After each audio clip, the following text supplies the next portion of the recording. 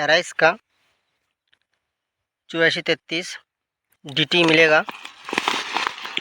ये भी वही सेम अवधि का टाइम का है। इसमें देखिए कुछ एराइस में कुछ लिखा हुआ है। यह BLB के प्रति सहनशील है। ये आपको मध्यम अवधि में पक के तैयार होने वाला धान है। इसमें लिखा है ज़्यादा उपज देने वाला धान है, और बता रहे सूखे के प्रति सहनशील है। पतला धान में और एक विशेषता है, इसमें वजन के कारण इसमें दानों की संख्या अधिक रहता है।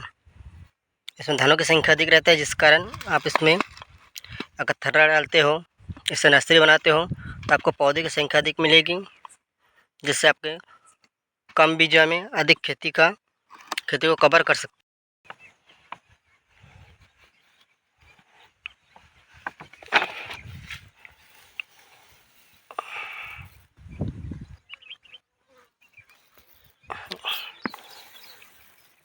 अब 8434 के बीजा का क्वालिटी देखिए कितना बारीक है, लेकिन फलने के बाद इतना छोटा नहीं रहता है इसका दाना।